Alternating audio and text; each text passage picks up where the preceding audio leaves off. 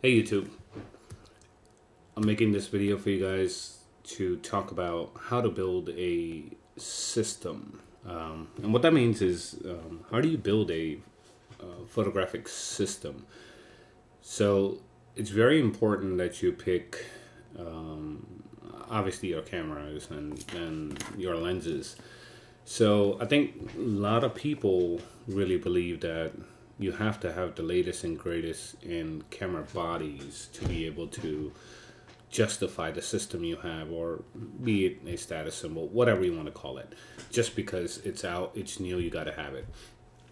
I think the more important thing to really invest in, if you're really looking for the long haul into building a system, is spending the money on the glass.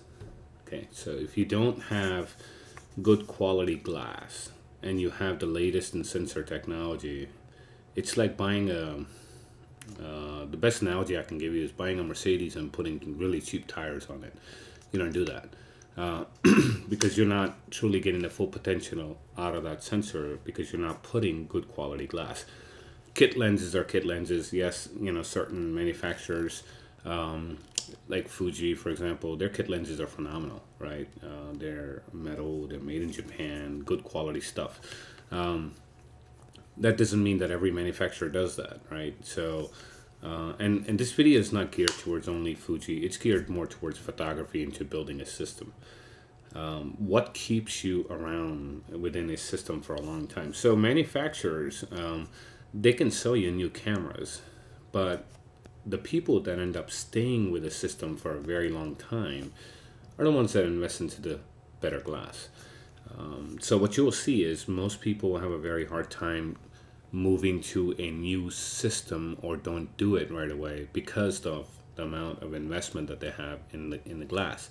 Now, if you're just buying it to shoot an occasional barbecue, once a year or twice a year, this video is not going to make any sense to you, right? It's not really for you. But there are a lot of folks out there that are truly looking at this as an investment that they can actually build on, and maybe even build a photography career out of it.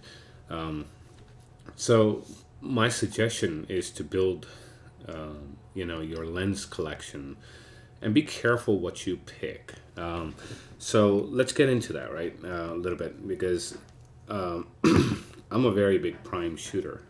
Does that mean that I don't have any zoom lenses? No, it does not mean that. I have them, right? They're great. They have their own purpose. So, for example, this is another Canon 1.2. Here's another Canon 1.2.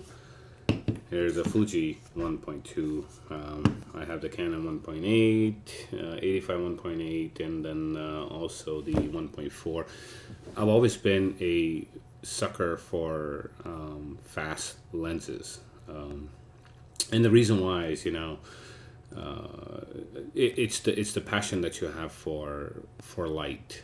When you truly become passionate about light, regardless of the system that you shoot on, be it Sony, be it Fuji, be it Canon, it doesn't matter. You're going to gravitate towards some of the fastest glass and some of the best built glass that you want to put in front of your sensor.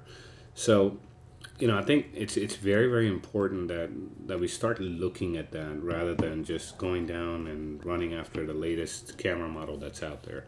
So this is a very short video. I'm not going to go into too much more, but when you are spending your money and really looking at building a system that's going to last, and camera bodies keep coming and going, they're the ones that actually lose value over time as well.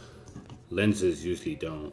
They usually retain their value over time, because the value of a lens is much greater than a camera, sensor, or technology, because that becomes outdated in the next 6 to 12 months.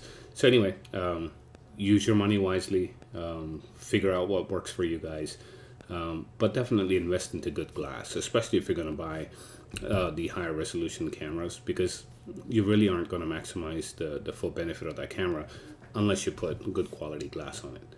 Okay, talk to you guys soon. This was a question that came from one of you guys, and so I just made a short video on that. Hope you like it. Share it, like it, subscribe. Thanks.